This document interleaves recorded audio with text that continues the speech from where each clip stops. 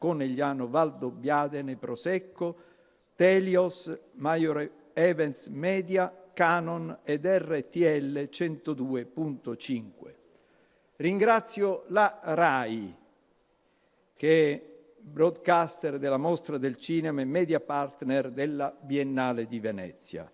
E un grazie particolare al maestro Franco Maresco, che conosce poesia e conosce libertà. Un grazie a Maresco per avere concesso alla Biennale questo frammento di dedica a Goffredo Fofi, quello che abbiamo assaporato già in un istante. Ed è il senso stesso che il lavoro della Biennale trasferisce in tutte le sue sezioni, a maggior ragione nella Mostra del Cinema, che Biennale Cinema è stato sempre quello, nel suo proposito, di sostenere la qualità cinematografica in una prospettiva futura e nel senso proprio dell'arte. Non a caso, e mi piace ripeterlo continuamente, mi piace subito fare la precisazione, specialmente con gli amici e i colleghi di lingua inglese, che questa è una mostra, non un festival. E la mostra, sotto questa luce, così come negli ultimi anni, attraverso la struttura di Biennale Cinema, si è impegnata in un ambito particolare, che la pone in una condizione più aperta, ed è come un transito di linde nuvole, che è quello di portarci alla speranza, la speranza proprio del cielo in assoluto più blu. Ed è diventata sempre di più, e lo vediamo ogni anno al Lido, un punto di riferimento per le giovani generazioni, perché accanto ai pubblici storici, ovvero gli specialisti, gli appassionati veneziani, i cinefili che arrivano da ogni dove, quello che più si segnala e che ci dà soddisfazione nel nostro lavoro di Biennale è cresciuto sempre di più il pubblico giovane, perché i numeri stessi ce lo confermano. La presenza di 2.300 studenti universitari che si sono accreditati, e tutto questo conclama la presenza di un popolo straordinario sempre più numeroso. E questo pubblico nuovo, che dimostra ogni volta un affetto sorprendente per questa antica mostra, questo pubblico giovane è quello che meglio di ogni altro incontra i grandi classici italiani internazionali, oppure, e l'abbiamo verificato con entusiasmo, l'ascolto nelle affollatissime masterclass o lectio magistralis, che dir si voglia, dove gli artisti e gli autori fisicamente presenti incontrano questo pubblico. E questo è un segnale di vitalità culturale delle giovani generazioni che, posso dirlo con orgoglio, non riguarda soltanto Biennale Cinema, ma tocca e conquista tutte le altre voci di questo straordinario catalogo, dove si recita arte, architettura, teatro, musica, danza, cinema, e nel lavoro, e qui ne siamo presenti, dell'archivio che quotidianamente costruisce il lavoro di questa istituzione. E quindi, fuor da retorica, giovani, fuor da retorica la presenza di un pubblico fresco, è un fenomeno importante e delicato che va incoraggiato. E per questo la Biennale si vuole avvicinare sempre di più a questo fenomeno per accompagnarlo allo sviluppo successivo. E Alberto lo sa bene, il difficile passaggio dell'essere spettatori e riuscire poi a fare un salto per esprimere ognuno la propria creatività. È la Biennale, proprio su questo si propone being a spectator, a viewer, is making an effort to try and to reach this objective together with the system of la Biennale College. is making an effort in order to reach this objective. We have just together with the system of Biennale College Blend, that is a new program for the different sectors and the artistic directors of the different sectors. Biennale College Blend on our young people, a new program involving the different sectors and the artistic directors of the different discipline, but focusing on our young people, so as to create works that do not belong to a single discipline, but rather the ministry has just signed a new a document for the creation of a new pole for contemporary art. And I would like to inform you, signed a new a document for the creation of a new pole for contemporary art. The Arsenale in Venice, to inform you, the new headquarters of the historic archive of La Biennale di Venezia will be inaugurated. A place for research, experimentation, the new headquarters of the historic archive of La Biennale di Venezia will be inaugurated. A place for research, experimentation, young people who come to Venice. Production center as they come to. It is aimed at all those young people who come to Venice. We believe that these projects, as they come to make us believe in the growing of these young, we believe that these projects, scholars, we grow trees in forests, growing of these young, with faith in their growth, in the future growth. We have to be brave in order to believe in this growth.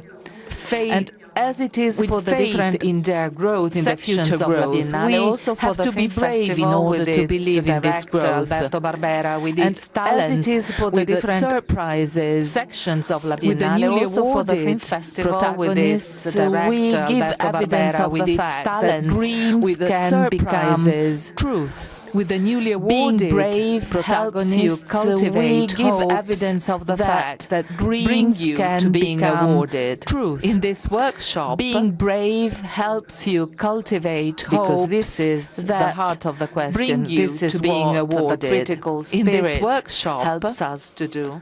We find an expressive, because this is the heart of the question. This is what realization the critical spirit, the poetry of a world. We find an expressive, the contemporary world that is realization impacted by the damage of a world created by itself.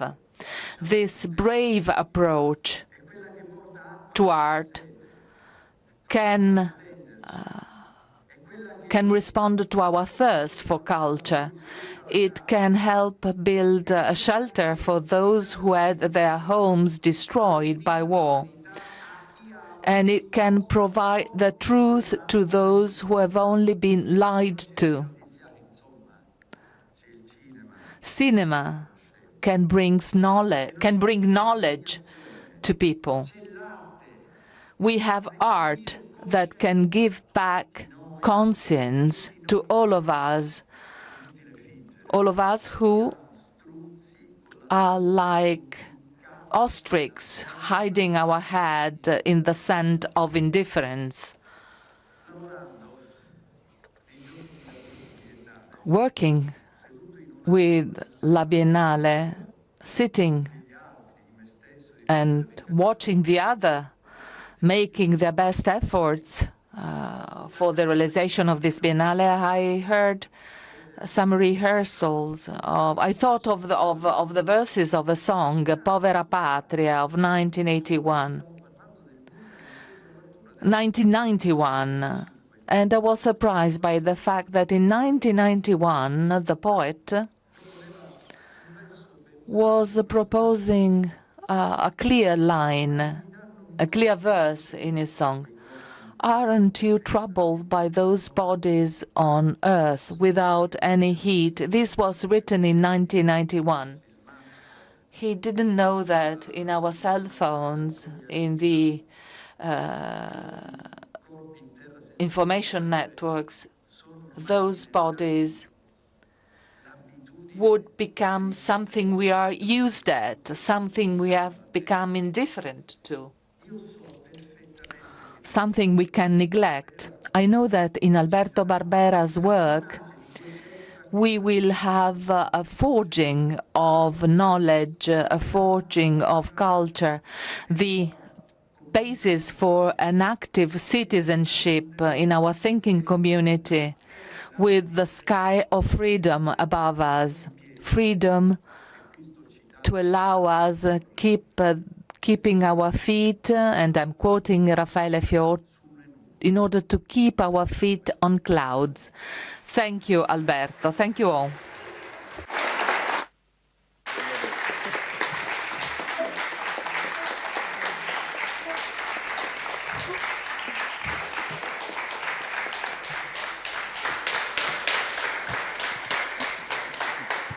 Allora, grazie Presidente. Thank you, President. The floor to Alberto Barbera. Good morning. Good morning also from me, and welcome. Welcome back to the annual presentation of the Film Festival program. Every year I promise I will be shorter. I will try this year as well. In order to do so, I will skip the preliminary information.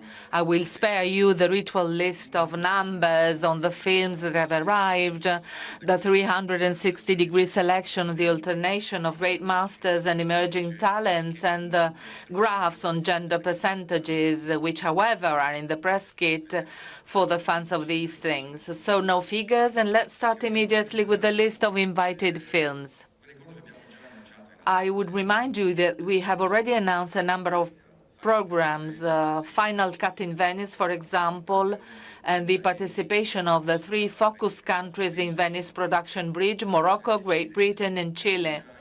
We have already announced the project participating in the 9th edition of the Venice Immersive that has become and will continue to be the reference competition in the world for all those who deal with this form of expression, virtual art, and its possibilities to create. From this moment onward, also distribution, because we are starting to put the foundations of a distribution market for immersive Venice. We have already announced the films in the Orizzonti short film section. I take the opportunity to remember the tribute to the film school founded and directed by Jane Campion, A Wave in the Ocean. We will present the 8 short movies produced by the students in this 10-month course. The 8th short film was sent in competition to the Orizzonte Corti. Let us start with the selected movies that have not yet been talked about. Biennale College Cinema. 4 films have been produced this year. In alphabetical order, Agnus Dei by Massimiliano Camaiti, Italy. One Woman, One Bra by Vincent Chogo, a co-production Kenya, Nigeria. Becoming Human, Paul and Lee, Cambodia, USA production. And finally, a film coming from India, Sri Lanka, Secret of a Mountain Serpent. We will see this during the first 4 days of the film festival. Each movie was made by drawing solely on the financial support made available by the grant made available by the Venice Biennale, which consists of 200,000 euros for each movie. Venice Classics, restored films, 19 of them. They have already been announced, but there are also 9 documentaries. The first is Mata Hari, 2 directors, Joe Beshenkowski and James Smith. It is a documentary on the film that Devi Carradine has been shooting for years and never finished, starring his daughter, Callista. Elvira Notari, Oltre il silenzio, Valerio Ciriaci, a documentary reconstructing the life and career of the first Italian female film director, as well as the most prolific, with a production that counts over 60 feature films and hundreds of short films and documentaries between 1906 and 1930, most of which, unfortunately, were lost. The next documentary is Louis Malle, Le Révolté by Claire Douget, a tribute to the director who we remember for winning the Golden Lion in Venice with Atlantic City, ex aequo with Gloria by Cassavetes in 1980. Memora de los Olvidados, Javier Espada, a beautiful reflection on the second unforgettable film by the young Buñuel. Megadoc, the backstage shot on the set, directed by Mike Figgis, on the set of Megalopolis, the unlucky movie by Francis Ford Coppola. Borman and the Devil, a documentary by David Kittredge dedicated to an unlucky part of the sequel of The Exorcist. Borman spent his time on this project that is one of the biggest commercial failures for Warner Brothers, but it is also a reflection on creative freedom and the value of a visionary filmmaker like Borman, often misunderstood. Holofiction. A few more words to explain this very strange movie realized by Mikhail Kosakowski. It is a 100-minute film essay with music and no dialogue, which reconstructs the history of the Holocaust using only fragments, very short fragments, of over 3,000 films and series released between 1938 and today, which staged the genocide of the Jews. An 8-year work which finally sees the light and questions in a radical way the representability of the Holocaust, which is the great question. Sangre del Toro by Yves Montmayor is a passionate and celebratory portrait of one of the most visionary directors of contemporary cinema, Guillermo del Toro. The Ozu Diaries by Daniel Reim, an exciting reading of passages from Ozu's diaries while the images of his film scroll. Following section, Spotlight, Venice Spotlight, a new title for this section. It is the 5th edition of the competition that awards a prize decreed by the public, supported by Armani Beauty. There are 8 films in the selection. Gira by Shahad Amen from Saudi Arabia, a co-production with Iraq, Egypt, and UK. It is the second film by the director who won an award at the SIC in Venice in 2019 with Scales. It is a road movie through Saudi Arabia, starring a grandmother and a granddaughter searching the other granddaughter who fled to try and expatriate while they were on the way on pilgrimage to Mecca. Un Cabo Suelto, Daniel Handler, who is a writer and author in Uruguay, well-known, a director, writer, and actor, well-known in South America. The film takes place on the border between Argentina and Uruguay, and the protagonist is an Argentine police officer who is an Uruguayan police officer who is fleeing his country, pursued by law enforcement. It is not a thriller, but a comedy imbued with subtle humor. Made in EU, Stefan Komandarev, the director, well known in his country, made himself known to us with his previous film, Blaga's Lessons, in Orizzonti in 2023. The new film is set in a mining town where the real emergency is the poverty that reduces the workers of a textile industry of an Italian entrepreneur to accept unfair conditions in order not to lose the only possible job, inspired by real events against the backdrop of the COVID pandemic.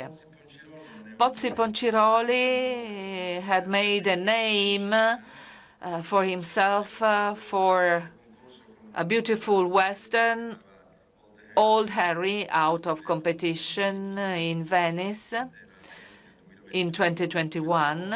This time, the director sticks to the conventions of gangster movies, but with a radical choice: to tell the story without a single word of dialogue, and he succeeds, let me tell you, in doing this. La hija de la Española, a film co-directed by Mariana Rondon and Marite Ugas. You will remember Mariana Rondon, who presented her first film, Pelo Malo, in 2013 in Toronto, and then won an award at the Turin Film Festival. His third film is the transposition of a novel telling about violence, desperation, and cruelty in Caracas, devastated by the regime. Abra le Corps, a first movie by a Swiss director, Marie-Else Sguardot. It is the story of a 15-year-old girl, Emma, against the backdrop of the Second World War. She discovered that she is pregnant following a rape and challenges the repressed rural Protestant community to emancipate herself with determination from the moral hypocrisy of the village. Calle Malaga, Marianne Touzani, one of the best directors in Morocco. She was in Cannes with the previous The Blue Kaftan that was also distributed and successful in Italy. It is a comedy that rests entirely on the shoulders of the great actress Carmen Maura. After 40 years spent in the Spanish Quarter, in the Spanish neighborhood of Tanger, the protagonist is evicted by her daughter, who needs to sell the house to support her children in Madrid. Determined to take back what is hers, the protagonist goes on the counterattack. Last movie in the section Spotlight is an Italian movie, Daniele Vicari, Ammazzare Stanca. Vicari. I never get his name correctly. I apologize with Daniele, whom I have been knowing for many years. An excellent cast, Montesi, Marchioni, Thomas Tabacchi, Rocco Papaleo, among others. It is the true story of Antonio Zagari, the son of a powerful boss of the 'Ndrangheta, who moved to the Varese area, who in the 70s decided to rebel against the criminal destiny traced by his father, refusing to follow his footsteps. And here we are at Orizzonti. Feature films in this section, 19 of them. The competition will be opened by the movie on the opening of the festival, together with the main competition, by this movie, Mother, by Teona Strugar-Mitevska, a co-production between Belgium, North Macedonia, Sweden, and Denmark, an international co-production for a well-known director. She was in Venice with the Prisio movie, the unconventional portrait of Mother Teresa of Calcutta, played by Numi Rapace, the result of a 15-year research to restore the truth of a controversial, ambiguous, and not without contradictions character. Divine Comedy. I will not pronounce the title in Farsi, by Ali Asghari, the Iranian director Ali Asghari, who studied in Bologna after his degree in Tehran. He comes back to Venice, where he had already been twice, in 2014 with a short film and in 2017 with a feature film in competition at Orizzonti. Not unlike the previous ones, this film also reflects on what it means to be filmmakers, artists today in Iran, between censorship, bans, bureaucracy, tailings, and police raids. It does so in the form of a comedy, a very enjoyable comedy, by the way. Hiedra, the first film from Ecuador in competition in Venice, the third feature film by the director, who is well known abroad, the dramatic story of a mother looking for the son she abandoned after birth. An Italian movie in Orizzonti, coming back, Carolina Cavalle. She was in Venice with Amanda a few years ago, a unique case of a debut that has obtained wide international distribution. This is a second movie with Benedetta Porcaroli as the protagonist, and there is a lot of expectation for her new movie. Strange River, a debut movie by Jaume Calaret Muxart. I hope I said his name correctly. It is an ambitious first film, a coming of age that tells of a teenager on vacation with a family along the German banks of the Danube, a journey that inevitably coincides with the discovery of himself by virtue of the encounter with the mysterious boy who appears and disappears during the movie. Lost Land, a movie by a Japanese director, the third movie, who has always been interested in cases of people who have emigrated to other countries that are not always friendly with immigrants. In this case, the movie follows the vicissitudes of two children, brother and sister, belonging to the Rohingya minority, who are prosecuted in Myanmar, forced to flee to escape prosecution from Myanmar, trying to reach Malaysia through Bangladesh and Thailand. The film begins as a documentary, but from the moment it takes on the point of view of the children who remain alone at a certain point, it also takes on almost a fairy tale dimension. Grand Ciel, a debut film of the Japanese director who studied in Paris, Akihiro Hata. He graduated from FEMIS in France, in Paris. This is his first film, and it is a strange combination of elements of social denunciation and references to science fiction cinema.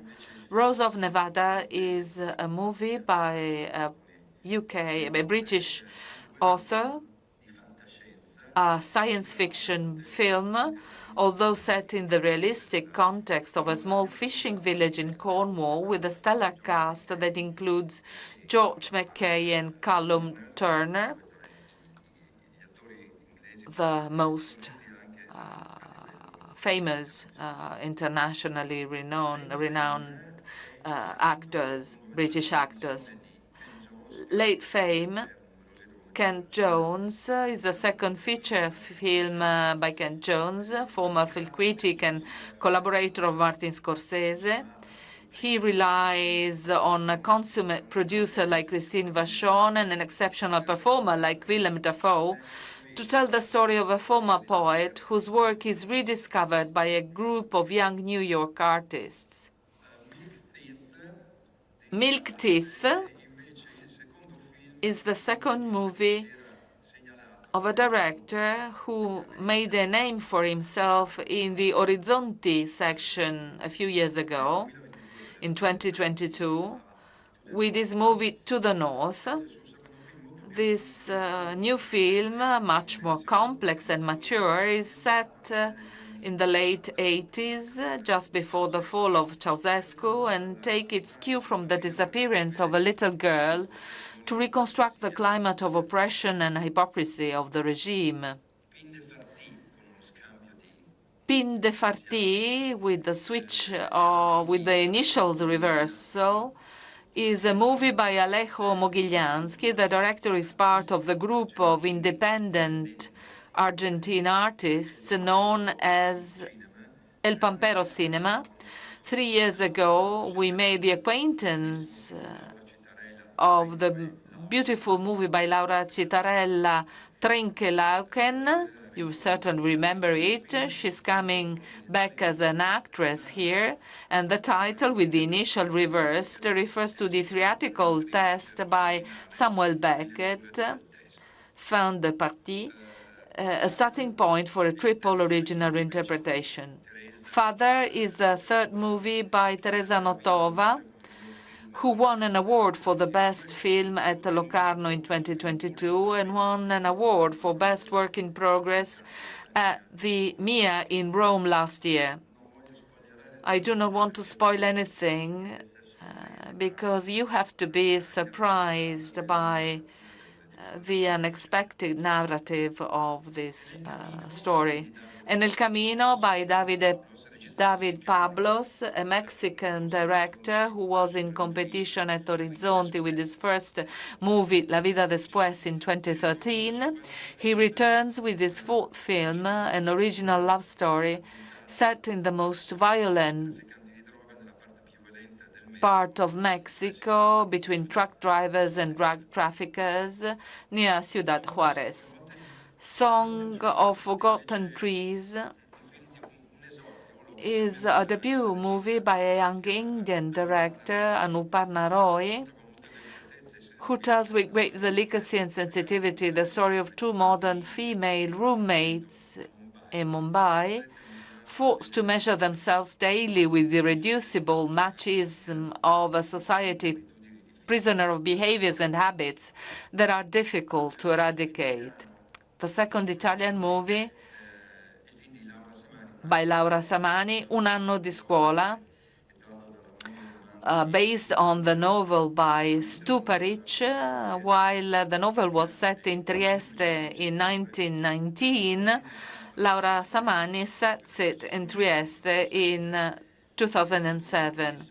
It is the second movie by Laura Samani after the promising debut of Piccolo Corpo, which was at SIC in Cannes in 2021. Gaston Solniki comes back to Orizzonti for the third time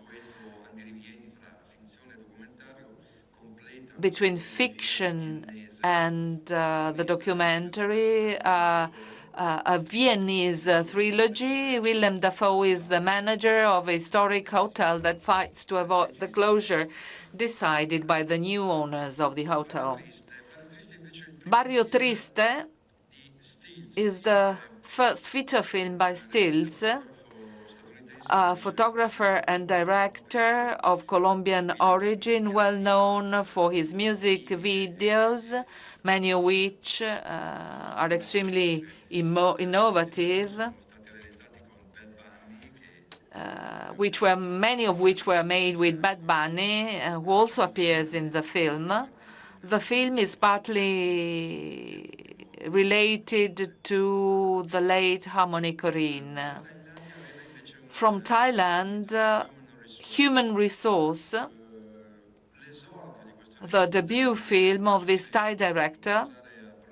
I will not dare to pronounce his name, Nawapul Tarom Grattanarit.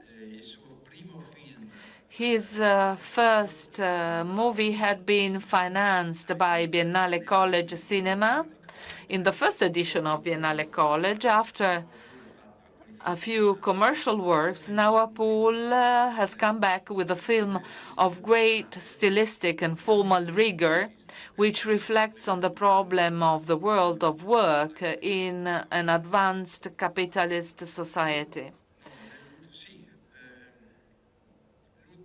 The last movie in the Orizzonti section is Funeral Casino Blues, a bizarre movie by Roderick Varich. He's the co-writer of a movie that was in competition in Venice in 2023, The Theory of Everything. This movie, as a first film as a director, is entirely set in Bangkok, a sentimental melodrama, a film of social denunciation, besides and above all, a film of doubles and ghosts in the tradition of the cinema of those countries. This was for the Orizzonti competition, and then we have out of competition, starting with the 3 short films we are presenting out of competition. One has already been announced. It is the short by Jan Arthus Bertrand that will be screened at the pre-opening of the Venice Film Festival, together with the restoration of Queen Kelly.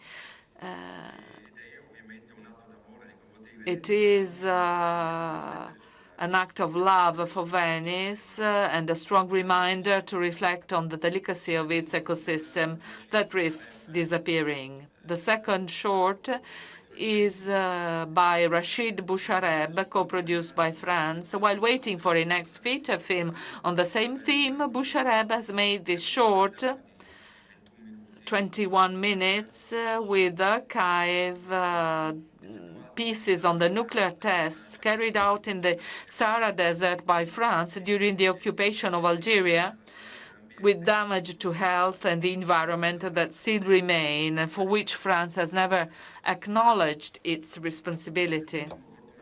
The last short, out of competition, is the latest work by Charlie Kaufman, a peculiar director, a co-production between US and Greece, shot in Athens, How to Shoot a Ghost, a visual and sound poem following the ghost of 2 young people who had disappeared, a queer Lebanese translator and a half-Irish photographer. In the words of the director, they wander the city together, finding consolation in the difficult beauty of life and its consequences. Series out of competition, 4 series this year. One will only have 2 episodes, Portobello by Piergiorgio Bellocchio. Piergiorgio is trying to complete it with Fabrizio Gifuni as a protagonist. The other series instead are presented in full.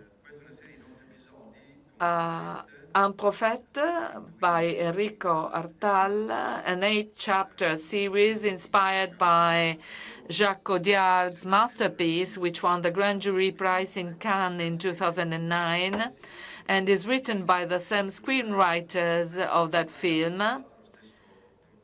Enrico Artal collaborated to the writing of the film, a French production that has been entrusted to an Italian director.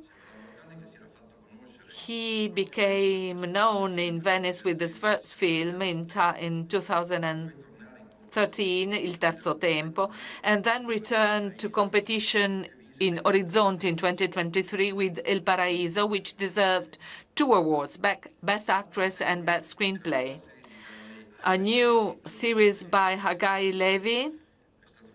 He was in Venice with this previous series in 2021,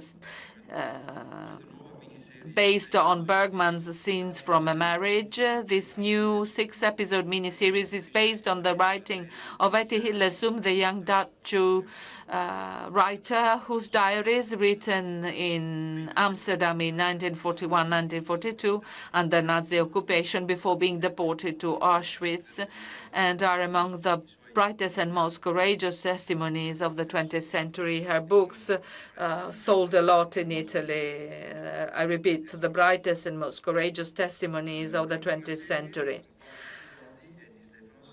The latest miniseries produced by Stefano Sollima, Il Mostro, The Monster, 4 episodes, a reconstruction based on the original documents and the investigation in the so-called Monster of Florence case, a cold case, as they say, a detailed reconstruction of involving the first suspects who were condemned and then turned out not to be guilty. Maybe Sollima will tell us something about the follow-up, because it stops at the eve of the coming on the scene of Pacciani. The Italians will certainly remember about him. Another section, a small section, music documentary. Every year, the festival presents at least one documentary about a singer, songwriter, or a band. This year we have 4 of them, so we have decided to dedicate an entire day to the relationship between cinema and music. The first is Nino, 18 giorni. The first is the unconventional portrait of one of the Napolitan singer-songwriters most loved by the public, not only in Italy, Nino D'Angelo. And the documentary was made by his son, Tony D'Angelo. Piero Pelù, Rumore Dentro. Piero Pelù was the frontman of the Liftiba, who had to withdraw after an accident that made him a victim of acufenes.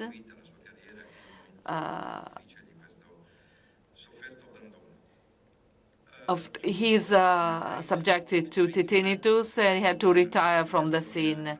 Newport and the Great Folk Dream is an editing of unpublished archive footage that reconstructs the history of the legendary Newport Folk Music Festival between 1963 and 1966 that came back to success after the movie by James Mangold in his biopic on Bob Dylan. You can see the legendary performance of Dylan himself, legendary performances by Dylan, John Baez, Pete Seeger, John Cash, Peter Paul and Marys, and many other singers more or less famous who made the history of American folk music. This archive footage was saved by a collector, Joey Lauro, but the movie is edited and directed by Robert Gordon. And the last of these 4 documentaries on cinema and music is Nevergreen, Francesco De Gregori. He made a series of concerts in a small theater in Milan, 250 seats. The title is Nevergreen because he decided to replay a series of songs from his past that had never been particularly successful and therefore had become Nevergreens. And contrary to what he usually does, De Gregori introduces the songs in public and creates duets with other singers, Malika Yan, Elisa, Giovanotti, Ligabue, Zucchero, and Amedeo Bianchi. Out of competition, non-fiction, many documentaries, 15, more than usual, a sign that this segment of audiovisual production is growing, both in terms of quality and attention from the public. And we can only be happy about this because documentaries are really excellent in this section.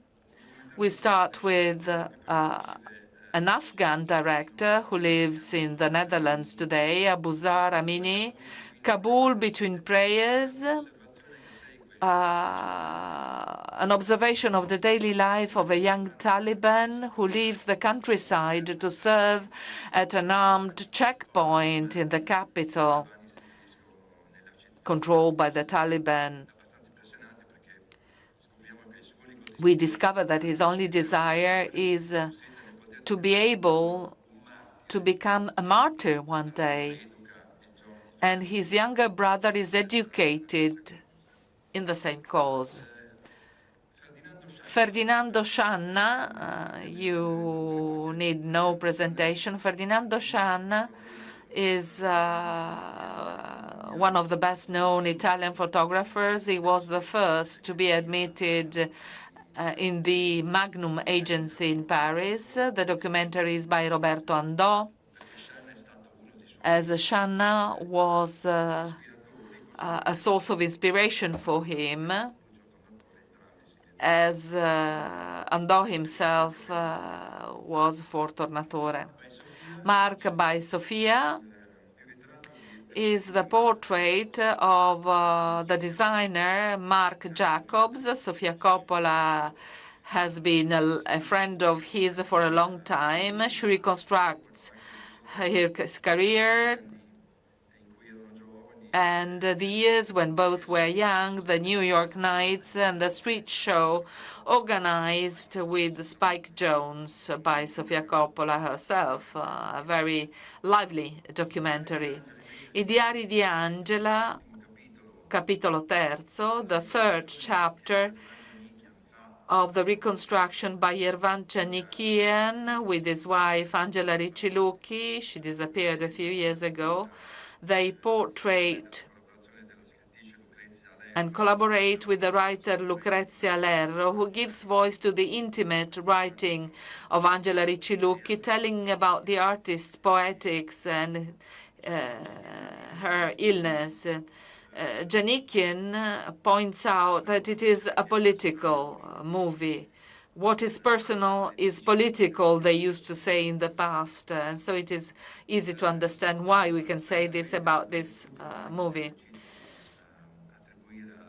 Ghost Elephants, we decided to tribute the Golden Lion for a lifetime achievement to this director, who continues to work. We will have the world premiere of his latest documentary, Ghost Elephants, in pursuit of the tracks of a mysterious herd of ghost elephants in the jungles of Angola. As exciting as a thriller, as is often the case for Herzog's documentaries.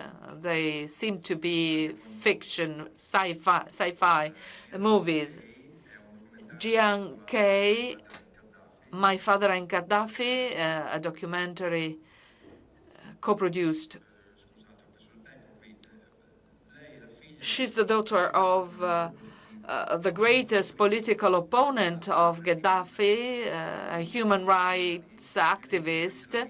She reconstructs his life and his disappearance at the ends of the Libyan dictator with the use of rare and precious archival film documents, showing the responsibilities of Italian colonialism in Libya and the atrocities committed against the local population.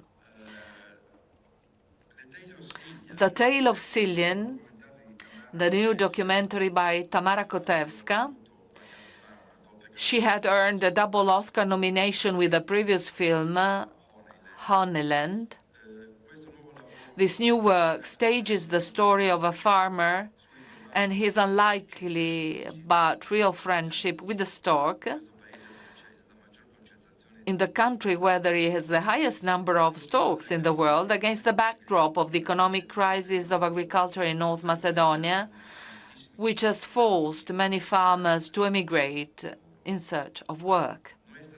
Nuestra Tierra, the long-expected new movie by Lucrezia Martel, a documentary that is co-produced by Argentina, US, Mexico, France, Netherlands, and Denmark. It took many years of work, both to complete the necessary research and to find a complete form to reconstruct the case that revolves around the murder of Javier Chocobar, an indigenous man killed in 2009 in the province of Tucumán by white men trying to expel the indigenous community from their land for a mining project, a case that became famous in Argentina for a trial that is reconstructed in the movie. And Lucrezia Martel contributed to shed light on this dramatic episode in the history of the country. Remake by Ross McIlwee is the latest documentary of a director who was in Venice years ago with 2 documentaries, both starring his son Adrian. The new film is a complex and painful reflection on the dramatic events that led to the death of his beloved son, and at the same time on the value of images, his position as a director, and the incredible story linked to the proposal of a remake for one of his most famous films, Sherman's March, that Howard Weinstein made to him many years ago.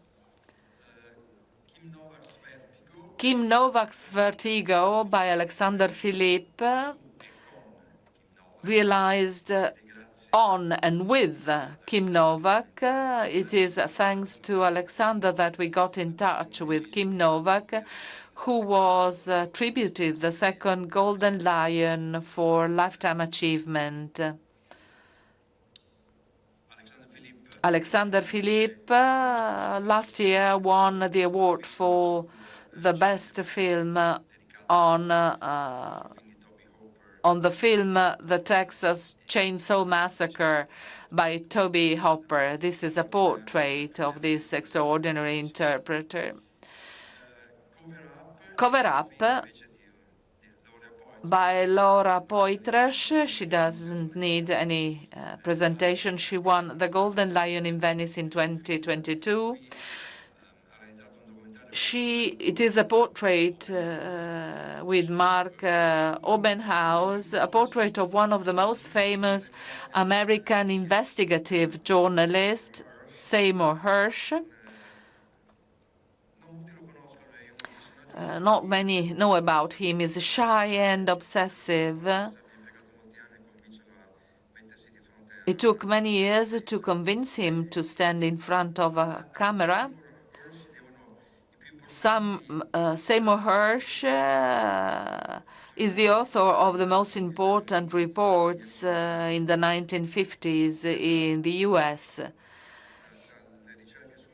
starting from his research on chemical weapons trials in the 1950s, banned by Nixon in the following years, but also the famous the famous story of My Lai, the massacre of My Lai with Abu Ghraib, or the numerous misdeeds in South America by CIA, and many others. Retracing his career between ups and downs, we always have downs as well, it is a way to reread the American history of the second half of the 20th century, realizing how many are the dark and deviant sides of the politics of a country that grew up sheltered by the myth of the cradle of democracy. Broken English is a documentary dedicated to Marianne Faithfull. In the months preceding her death, the 2 English artists, who are also a couple, organized a series of interview sessions with the former singer, set in a very original context of fiction films, entrusted to the conduction of 2 great actors such as Tilda Swinton and George McKay, with great use of archival footage and photographs of great interest. Notes of a True Criminal is a documentary by Alexander Rodnyansky and Andrei Alferov. We know Rodnyansky, a great international producer of some of the most important movies awarded in the most important European festival. He was sentenced in absentia to 8.5 years for his statements against the invasion of Ukraine. Rodiansky was born in Kiev, but he lived in Moscow for many years. He had his company there. He was forced to run away from Russia, not to be jailed. With this documentary, he tells the stories through archive footings of the Second World War. Documentaries, his own documentaries and images from scientific films directed by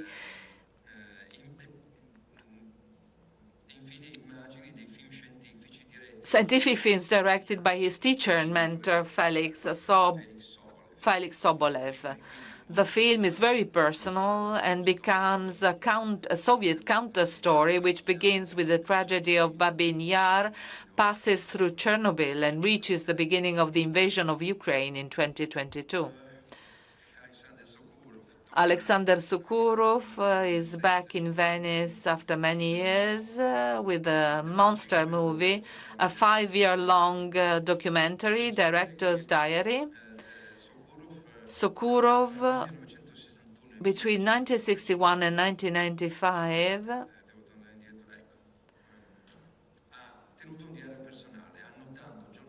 kept a daily diary noting large and small events, not only for the Soviet Union, or small daily events. He decided to transfer these notes into a 5-hour film that year after year shows excerpts from popular films of the time and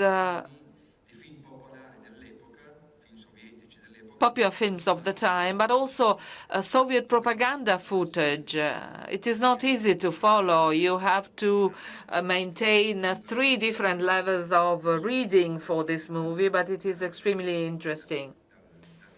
It talks about our history in the second half of the 20th century. And the last movie in this section for non-fiction, out of competition, is by Tsai Ming Liang, an on-the-road movie in a foreign country in the manner of Tsai Ming Liang. Not a single line of dialogue, only fixed shots with which the director observes a space unknown to him, the buildings that dot the landscape and the houses of those who live there. They are the key and in some ways the protagonists of this exploration of cinema's ability to become representation and evocation, even without the need for words. Out of competition, fiction, 11 films. Let's start from the end. That is from the closing film of the festival that we had not yet announced, a French movie, Chien 51, Dog 51, by Cédric Jiménez, an action movie director. He directed the French remake of French Connection, Bac Nord as well. He shoot a movie on the 5 days following the Bataclan tragedy. This is an adrenaline-pumping sci-fi thriller set in Paris in a dystopian near future, with a really stellar cast that includes Gilles Lelouch, Adèle Exarchopoulos, Louis Garrel, Romani Dury, and Valeria Bruni Tedeschi. A high-tension festival finale, highly spectacular. Then, in the usual alphabetical order, for the directors, Sermon to the Void by Hilal Baydarov. Maybe you remember him. He was in competition years ago. He comes from Azerbaijan. He was in Venice in 2019 with the movie Mother and Son. In the meantime, he has found a mentor who believes in him a lot, Carlos Reigadas. No need to present him. And he returns to Venice with a fascinating and hypnotic visual poem entirely shot in the desert Searching from the Meaning of Life, a film that does not contain a single realistic image because they are all electronically processed and colored.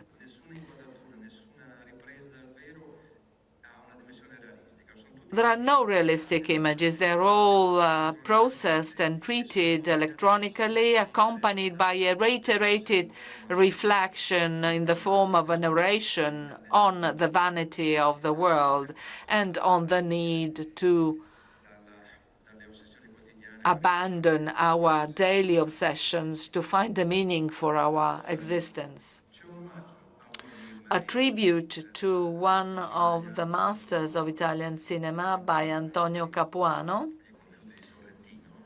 one of the masters of Sorrentino, 85 years old. He continues to make films consistent in his search for a non-conformist cinema, contrary to the conventions of beautiful writing, in search of a truth that manifests itself in the artifices of the mise-en-scène. The theme is the undeclared war of men on women under the pretext of contending for a child after separation in the face of an inadequate judicial system. The two protagonists are Teresa Saponangelo and Vinicio Marchioni. Another Italian movie out of competition, the new movie by Andrea Di Stefano, Il Maestro. Di Stefano abandons the convention of the action movie in which he has distinguished himself so far to try to renew the conventions of the Italian comedy with the story of the relationship between an incapable tennis teacher and a talentless teenager.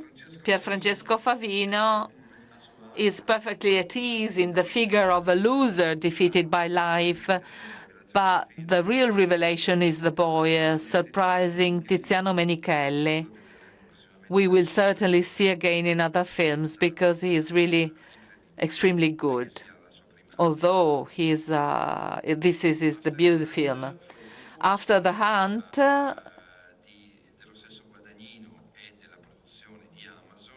because of a decision by Luca Guadagnino and Amazon production out of competition, another all-American film for Luca Guadagnino, although the film was entirely shot in London.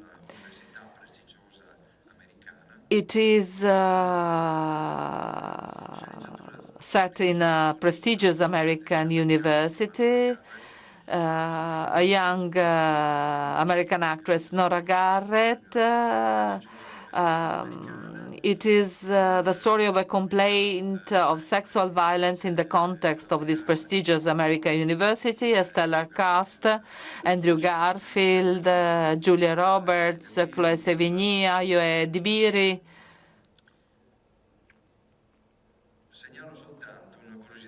Allow me to tell that this first time that Julia Roberts will step on the red carpet of the Venice Film Festival, so we are very happy to have her in Venice.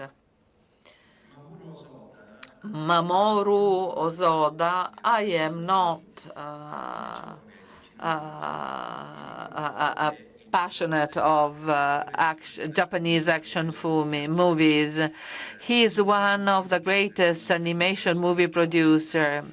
After his movie is entitled Scarlet, it has been bought by Sony for the worldwide distribution. It is the story of a princess determined to avenge the death of her father, a murdered king.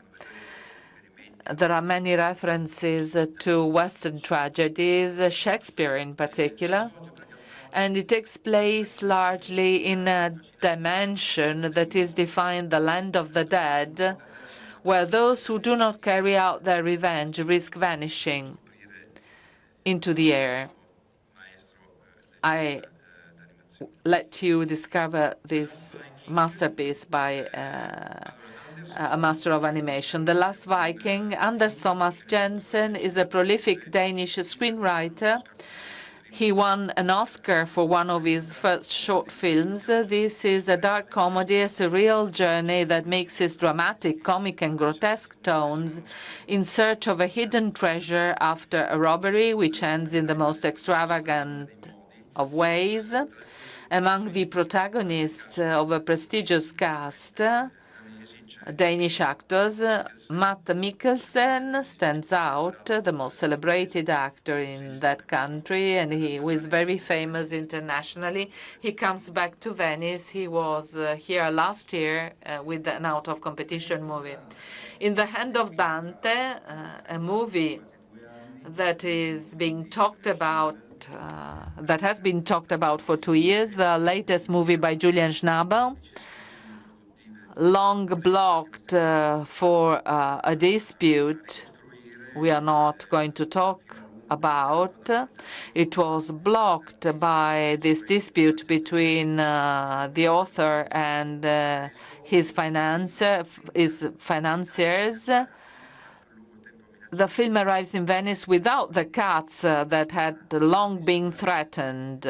2 hours and a half. Most of the movies this year, with just one exception, last from 2 hours 15 minutes up to 2 hours 30 minutes. This is the new international standard, which is quite concerning, I must say, also for those who have to program the movies, because packing all of them in our agenda is quite a problem. But we will manage also this year. This movie is based on a cult novel published in 2002. Was shot largely in Italy with an extraordinary cast: Oscar Isaac, Gerald Butler, Martin Scorsese, Jason Momoa, Al Pacino, John Malkovich, Franco Nero, and Gal Gadot. It is at the same time a journey in search of the original manuscript of the Divine Comedy with unexpected crime story implications, but it is also a journey through time to find Dante and his search for the literary and sentimental absolute. Another Italian movie out of competition by a young director, one of the most promising young Italian talents, Paolo Stripoli. He made his debut with the genre movie, a horror movie, last year. He is shooting now a movie with a prestigious cast. I will not spoil the plot. You will discover it yourself. Suffice it to say that we are in a quiet mountain village that hides a terrible secret. In Venice, it will be one of the 2 Italian films, Mezzanotte, at midnight. Gus Van Sant, it is the happy return of one of the protagonists of independent American movie. He had been absent since 2018 because he made television in the meantime. It refers to something that happened in reality. A broker who was a guy kidnapped the director of a loan agency, denouncing that he had been scammed and demanding compensation and apologies. The protagonist is Bill Skarsgård, but there is also an important interpretation by Al Pacino. We are happy to have Gus Van Sant back to cinema with a beautiful movie. The last movie in this section out of competition, it is the last Italian movie out of competition, Orfeo, a debut movie by Virgilio Villoresi. Virgilio Villoresi, Tuscan by birth but Milanese by adoption, is an appreciated director of experimental films, music videos, and commercials for major fashion houses. He is well known abroad. He makes his movies with artisanal animation techniques inspired by the cinema of Jan Swartzmeyer, Zeman, and McLaren. Even this last film, based on the unfortunate, at least for the time, comic poem by Dino Buzzati, It is an entirely self-produced and self-financed movie, a bit in the manner of Coppola, if you pardon the comparison. It is made by contaminating live footage and graphic animation that aims at visual effects of great suggestion and originality. It is the second Italian film at midnight, mezzanotte. Last section, 21 films in competition this year, one less than last year. I always hope I can manage to go down to 18 movies, but every year I have to exceed that number. We begin, and you already know, with La Grazia by Paolo Sorrentino, the opening film on the evening of the 27th of August. I am not anticipating anything so as not to spoil the surprise of a movie that really bets on its originality. In alphabetical order, another expected movie, The Wizard of the Kremlin, by the homonymous novel by Giuliano da Empoli, with a screenplay written by Assayas himself and Manuel Carrero, who also appears in the film in a quick cameo. As I imagine you all know, the film tells the irresistible rise to power of Putin through a fictional character of his spin doctor, played by an extraordinary Paul Dano, while Putin is an equally impressive Jude Law. Also, this movie is 2 hours and a half. Jay Calais, the new film by Noah Baumbach, the third movie in competition in Venice by Baumbach, a comedy written in collaboration with his wife, Greta Gerwig, and shot largely in Italy. At the center, a successful actor in an identity crisis played by George Clooney, in a great shape, and at his side, many actors, Adam Sandler, Bill Kudrup, Laura Dern, and many others. Kauter Ben Anya had emerged in Orizzonti with the first movie. She was in competition 2 years ago in Cannes. She's back to Venice with this movie, The Voice of Hind Rajab, one of the movies that will most impress the audience and the critics. And I hope there will be no polemics.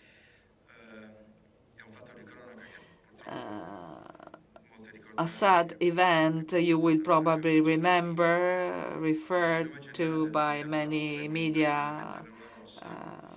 On the 29th of January 2024, the Red Crescent volunteers receive an emergency call. A 6-year-old girl is trapped in a car in Gaza with her uncles and cousins under fire from Israeli soldiers. She begs to be rescued. She's the only survived in the car. I am moved if I think of the movie. While trying to keep her on the line,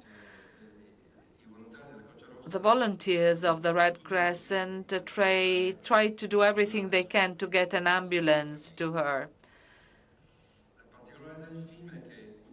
using the authentic existing audio recordings of the telephone calls between the girl, the volunteers of the Red Crescent, the uncle who lives in Germany, and the mother who lives close to the place where the event took place.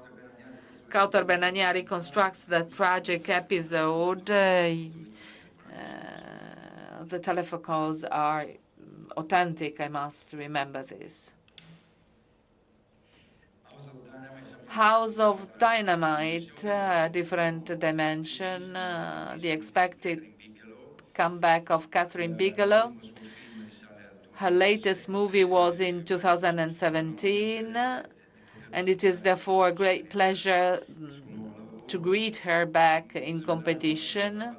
Revealing something of the plot would be doing a disservice to the film, which works on the fears that are as contemporary as possible, those related to the senseless use of atomic weapons. The evocation of the possibility of a nuclear catastrophe, however, is not produced through exhibited carnage, but in the daily details of lives being broken. More is better not to say. You will discover it yourself. The Sun Rises on Us All, a Chinese movie, the coming back of a director we know, Chai San-jung. In 2011, he was in competition in Venice, and he won the Silver Lion for Best Director with his film People Mountain, People Sea. It returns today with a social melodrama set in present day, which questions the ethical and moral values with two stars of the Chinese cinema, well known not only in cinema, Qin Chilei, who was, among other things, the protagonist of the first and only TV series by Wong Kar-wai, Blossom Shanghai, that was extremely successful in the Southeast Asia. Frankenstein by Guillermo del Toro, one of the most discussed movies. We know that for 10 years, Del Toro had been trying to make the movie from Mary Shelley's novel, which has always been a source of inspiration for him. A stellar cast again: Oscar Isaac, Jacob Elordi, Christoph Waltz, Mia Goth, and Charles Dance, among many others. Expect something very spectacular, since Netflix has not skimped on the means made available to Guillermo's creative imagination.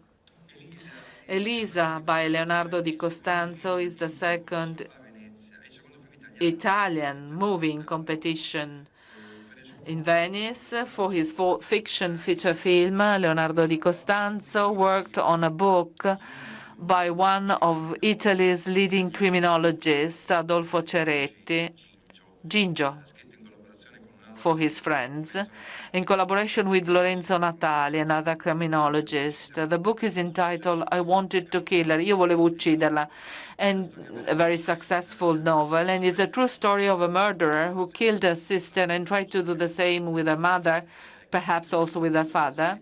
And the true criminologist met her in jail and convinced her to admit her responsibility. She had refused to recognize us until that moment.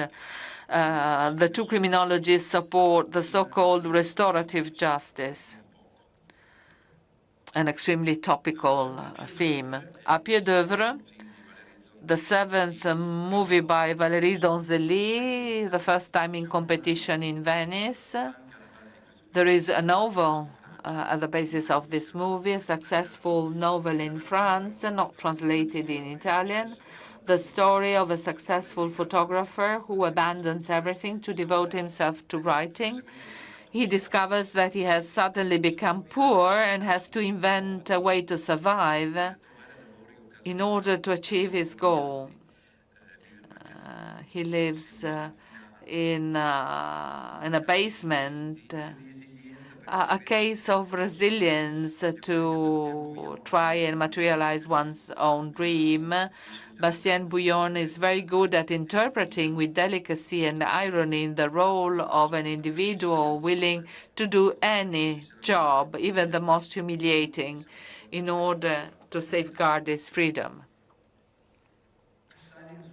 Silent Friend is the new movie, the sixth or seventh movie by Ildiko Enyedi, one of the most important Hungarian directors. It is shot in different eras, 3 episodes, the first in 1908, the second in 1972, and the third in 2020. It is a shot with different supports, the first in 35 millimeters, the second 16 millimeters, and the third in digital. They all revolve around the idea that plants and the vegetal world have a decisive influence on humans and can help determine the existence. In addition to many German actors, the film was shot entirely in Germany, in the Botanical Garden in Marburg and in Cologne. In the first episode, we find Tony Leung as a protagonist, the actor we awarded with the Golden Lion for a Lifetime Achievement a couple of years ago. And then we have Lea Seydoux in a small role, but above all, a gigantic centuries-old ginkgo biloba tree, which is perhaps the authentic protagonist of the film. The Testament of Anne Lee, the new movie by Mona Fastvold, the third movie, written with her husband, Brady Corbett, and also shot in 70 millimeters, but like The Brutalist, but slightly shorter, 2 hours and a half as well. A sort of musical that reconstructs the existence of the founder of a religious sect of the 18th century. Their name was the Shakers, which is why it is a musical, who, starting from Europe, put their roots in the United States, where some followers still survive today. There are not many followers of this community that had very rigid rules,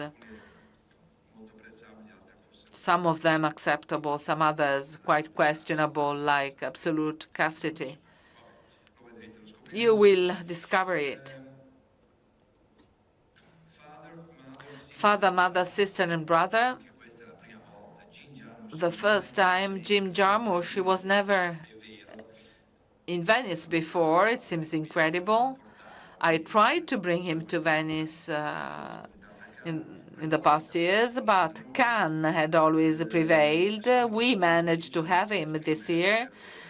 We are particularly happy because it is a 3 episodes movie with an incredible cast, with Kate Blanchett, Adam Driver, Charlotte Rampling, Tom Waits, Vicky Krieps, India Moore, and Lika Sabat, and many others. Useless to tell you the story in the movie. It deals with the family relationship, parents and children, with irony but also tenderness, as is typical of Jarmusch. Bugonia, a much expected movie announced on the media. Yorgos Lanthimos was in competition in Venice 3 times, winning a Coppa Volpi for Best Actress, Olivia Colman for The Favorite, and the Golden Lion for Poor Things.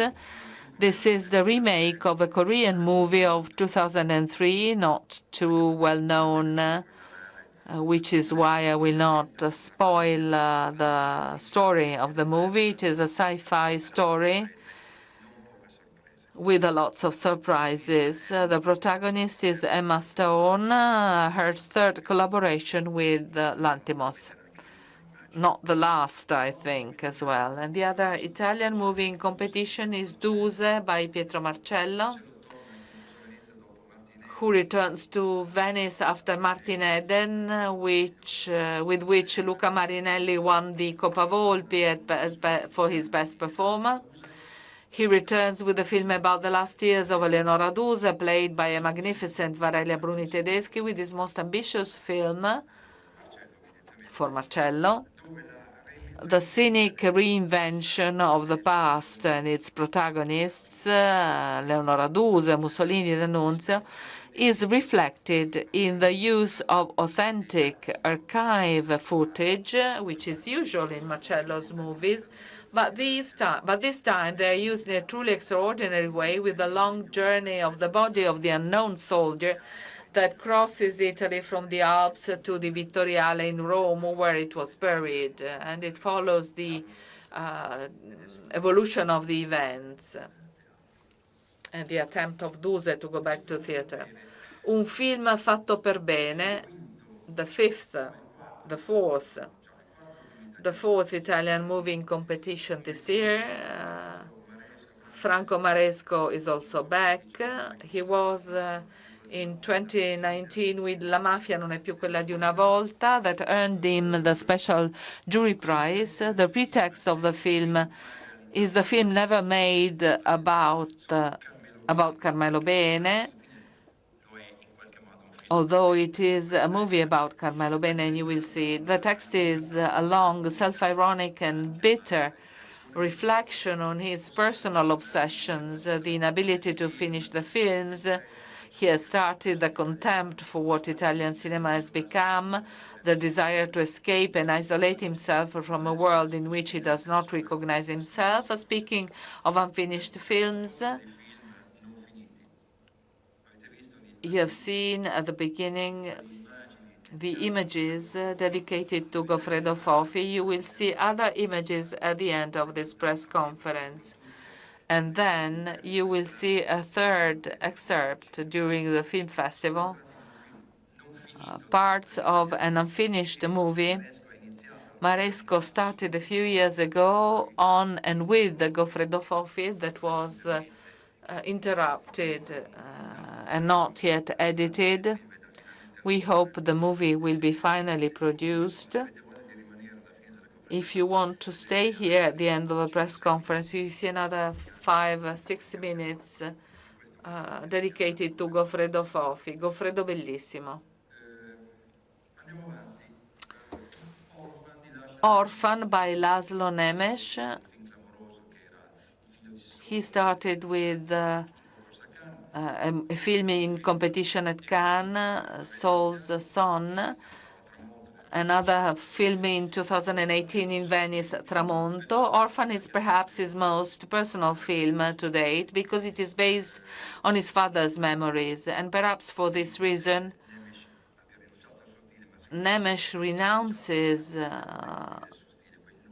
some of the characteristics of his cinema, the long and enveloping sequence shots that he had seduced us with for his first two films, to choose a straight and hard path of a story set in the days immediately following the Hungarian revolt against the communist regime.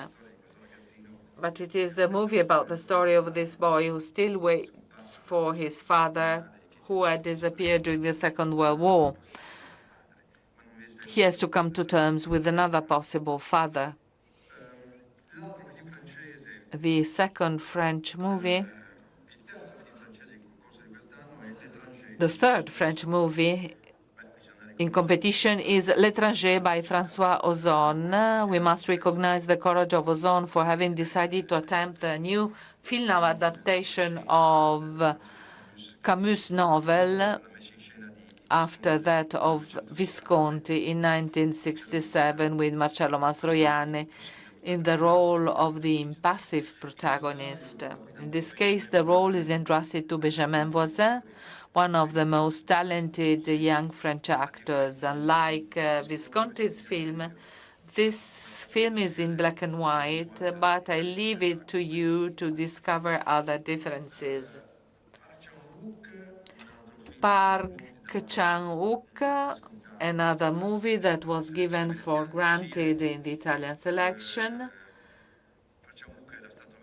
Park Chan-wook was in Venice 20 years ago with this film that concluded his trilogy on revenge, Lady Vendetta. This movie is taken from a novel by Donald Westlake, The Axe. Costa Gavras had based his 2005 movie, Headhunters, The Axe in English. In short, it is a story of a manager who lost his job, and 2 years later, he decides to eliminate all competitors for the new positions he aspires to.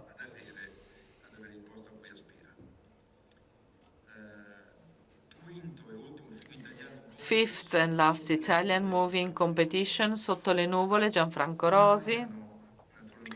There is certainly no shortage of documentaries on Naples, but just a few escape the temptation of local color. Rosi's new film is an exception, not only because it is shot in black and white.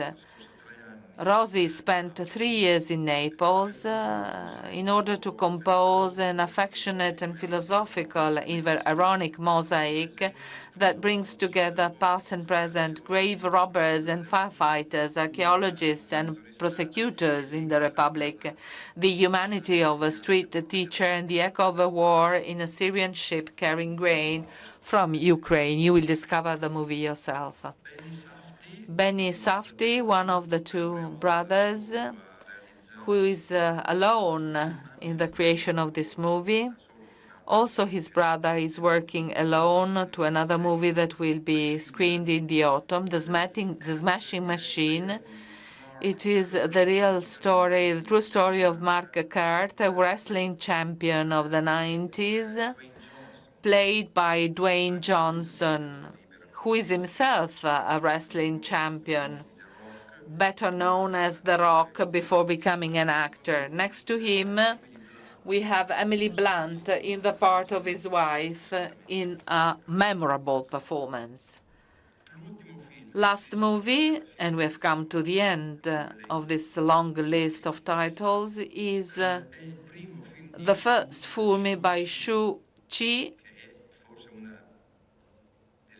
one of the greatest actresses in Asian cinema, the muse of Hu Xiaoxian. She interpreted at least 3 of his movies 3 times, The Millennium Mambo and The Assassin. Shu Qi wrote it over a decade and then made it in a relatively short time, immediately after being a juror here in Venice a couple of years ago. It is a film about the condition of women that spans several generations. All the women in the film, mothers, wives, and daughters, resist the different challenges their family of origin, even before society, imposes on them. We have come to an end. Did I forget anything? They tell me that Jean Jarmusch was in Venice in 2003 with coffee and cigarettes out of competition. Many years ago, I must say, my memory is not so strong.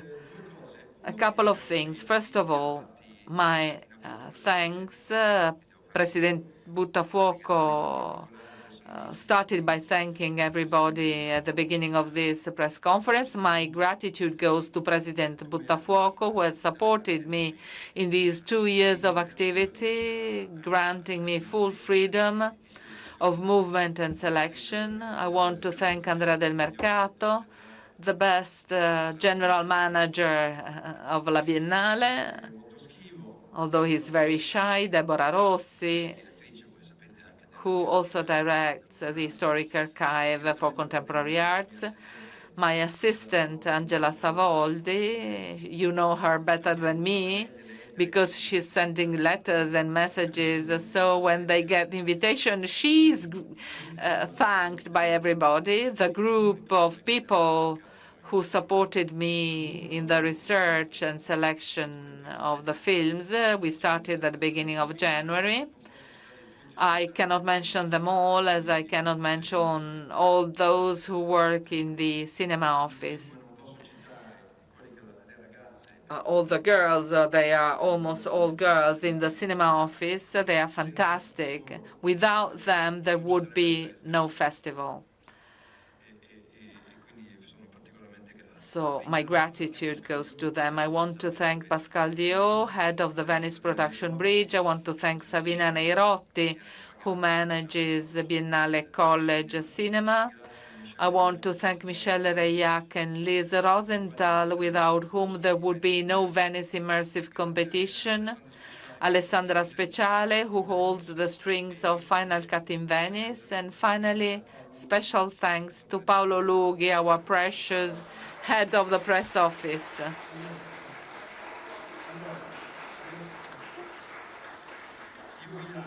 Before closing, we will show you another clip, 6-7 minutes from this Franco Maresco's unfinished film about Goffredo Fofi. 5 minutes that evoke the formative experience that Fofi had with when he moved to Palermo. He joined the group of Danilo Dolci, a writer, a poet, committed to support the poor, the humble, the forgotten. He made a number of he fasted for many days. And Goffredo Fofi, he was 18-year-old. He made these activities with Danilo Dolci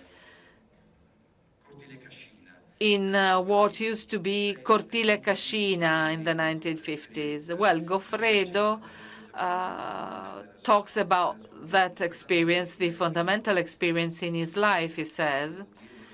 Not only did he understand the need to be active during your life and not just rejoice your artistic or critical activity. Goffredo became famous for his activities in this sector. He was an extraordinary cinema and literature critic.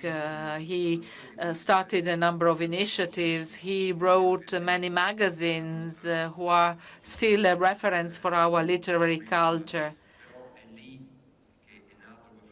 But Goffredo Fofi started there. And as you will see in this clip, he would have always liked to go back there, because rather than vanity as an intellectual, what was really important for him was his being a person, an active person, fighting against everything and everybody to give a meaning not only to his life, but to his human dimension, who is part of the society where many people live in total neglection. I invite you to the pre-inauguration of the film festival with the 2 films I already mentioned, the Bertrand's documentary on the Venice Lagoon and the reconstruction of the latest movie by Erich von Stroheim, Queen Kelly, accompanied by an ensemble of 8 musicians playing score composed for that occasion. Thank you all for the attention, and see you soon, I hope.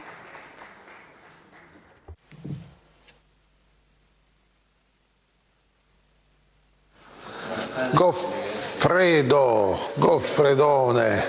Ciao. Ciao. Come va? Grazie per essere venuto. Non dire scemenze. Mannaggia. È brutto essere vecchi. Sì. Come è brutto essere vecchi? È brutto. Mi vedi? È brutto essere vecchi. È brutto, siamo brutti. Siamo brutti.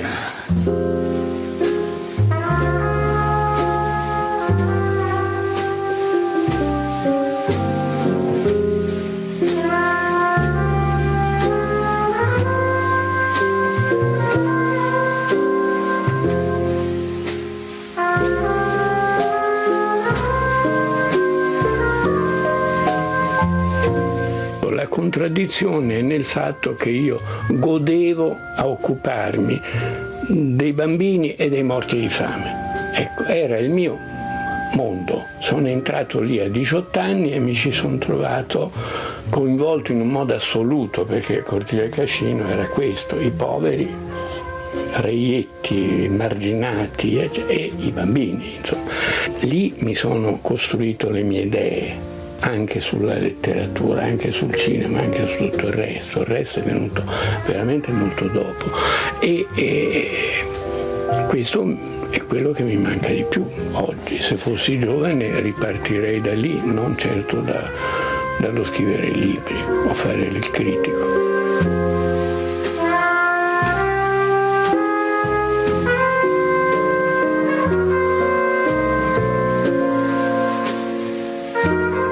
Noi abbiamo recuperato delle foto e qui ce n'è una tua, tu qui sei proprio nel periodo di cui stai parlando. Qui no? è il digiuno, il primo digiuno mi pare fine 56, nella baracca di Cortile Cascino in cui io abitavo. Che era tutta tua, diciamo. Sì.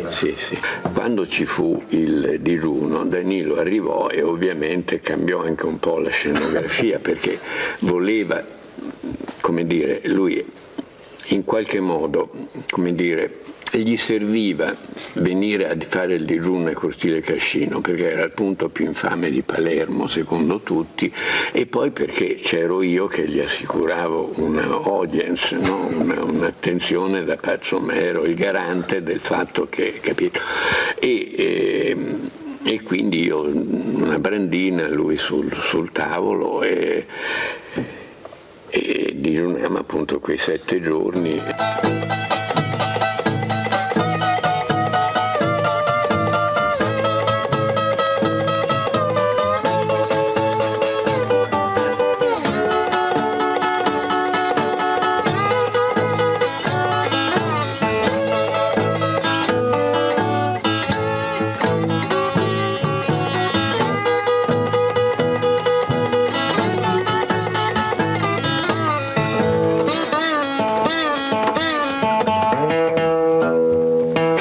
I primi giorni tu soffri la fame, poi entri in un altro stato in cui non te ne frega più niente di mangiare. Mi sembrava di essere il principe Andrei in Guerra e Pace quando muore, cioè guardi il mondo come da un altro pianeta. Il digiuno ti dà una libertà, la testa va per conto suo, il corpo non conta più un cavolo, insomma, e non senti più la fame.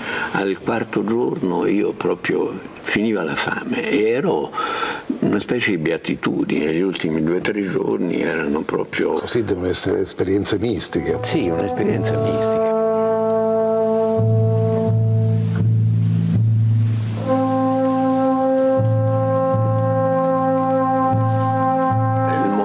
Chiave della mia esperienza a Cortile Cascino è stato in una baracca a 2 passi dalla mia, più grande perché era una famiglia numerosa eccetera. Muore una bambina, facciamo una specie di veglia. Nel corso della notte, mentre stiamo vegliando, la bambina è sul letto con un lenzuolo sopra, si sente un crack e gli si spacca la pancia alla bambina e il lenzuolo si copre, insomma ovviamente fuoriescono le viscere, quindi ecco, ovviamente un'impressione enorme.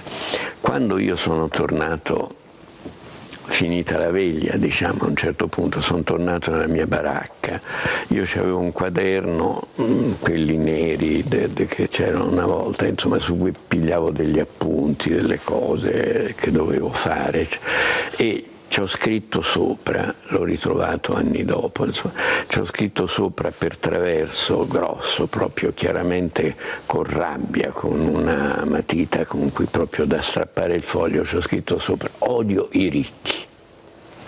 Che mi fa impressione ripensarci, però ti ripeto, per me di tutto quell'anno lì, quello è stato il momento chiave, proprio perché lì ho detto qui no, i bambini devono morire, che cazzo, no?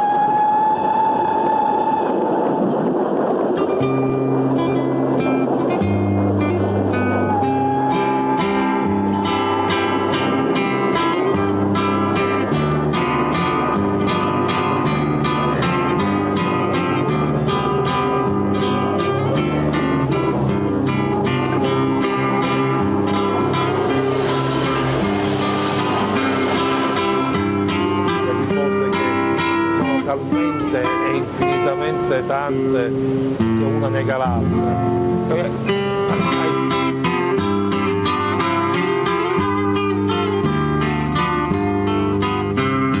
Come si chiama? A Spadaro, il papà di... Senti, ma quanto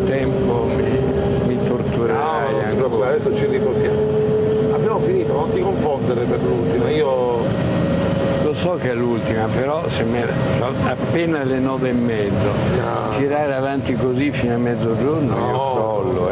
Ma tu devi crollare, perché io poi faccio, devi, nel senso che così devi.